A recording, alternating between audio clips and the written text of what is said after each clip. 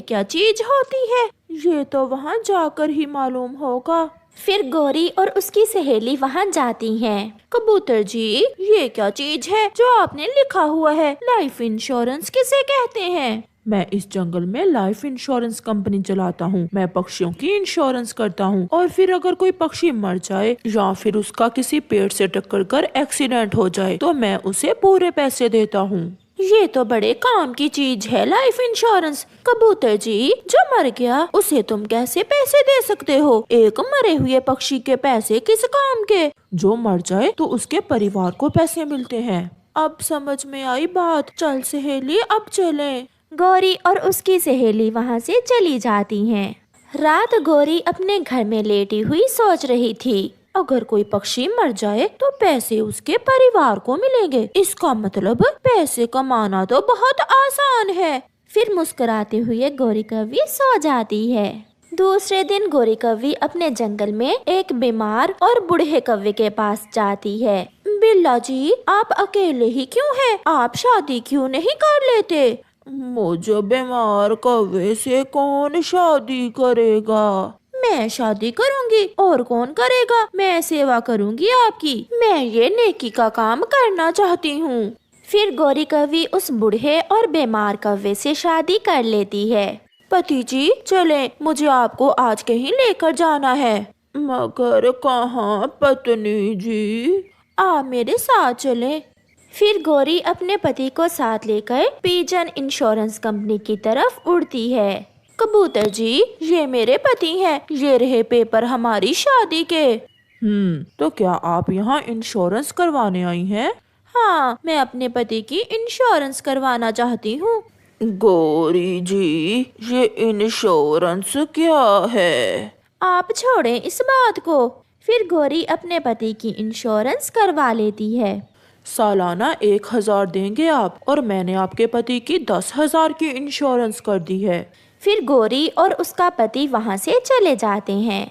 अभी 3 दिन ही गुजरे थे कि एक रात ठंड लगने से गौरी का पति, वो बीमार कौवा, ठंड लगने से मर जाता है। मर गया, बुढ़ा पति मर गया। अब मिलेंगे मुझे इंश्योरेंस के पैसे। दूसरे दिन गौरी कौवी कबूतर के पास जाती है।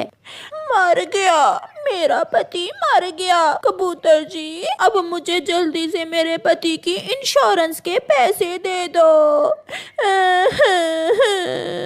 पहले मुझे जांच पड़ताल करना होगी, फिर ही आपको पैसे मिलेंगे।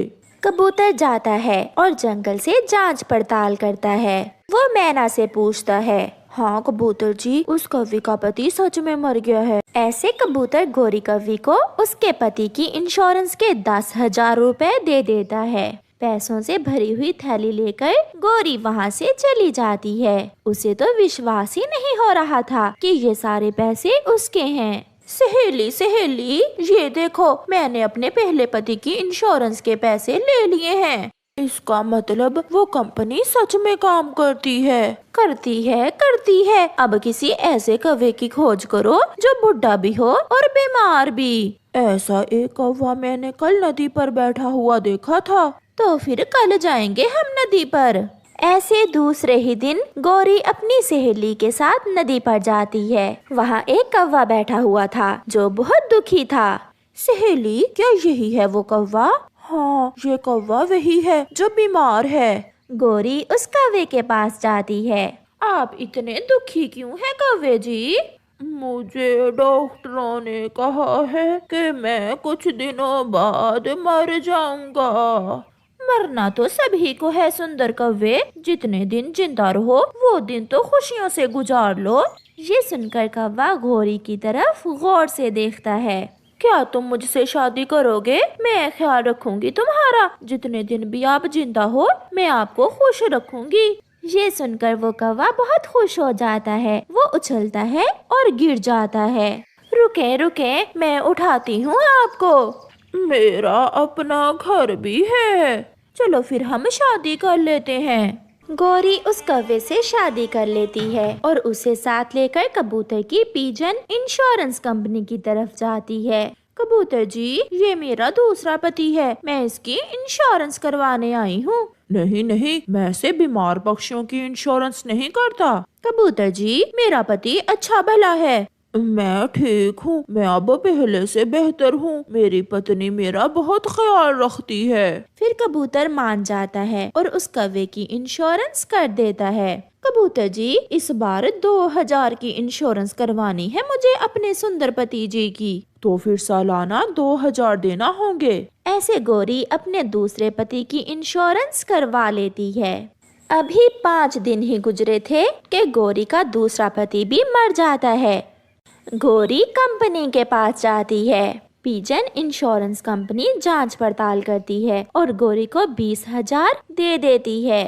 सहेली सहेली, लो ये 2000 तुम्हारे हुए, अब कोई नया शिकार ढूंढो। मैं तो हैरान हूँ, इतना आसान काम है पैसे कमाने का, किसी को मालूम ही नहीं। गोरी, मैं कोई कौवा तो ढूंढ लूंगी जो बीमार भी हो और बुढ़ा भी, मगर इस बार इंश्योरेंस में आधा हिस्सा लूंगी मैं। मुझे स्वीकार है। गोरी की सहेली बुलबुल के पास दवा लेने गई हुई थी कि वहाँ एक कौवा आ जाता है जिसका नाम कालू कौवा था। वो बैठा हुआ रो रहा था। चुप कर जाओ कालू, जो सच था मैंने तुम्हें बता दिया। बुलबुल, ये कौवा क्यों रो रहा है? इसे कैंसर है और ये कुछ दिनों बाद मर जाएगा।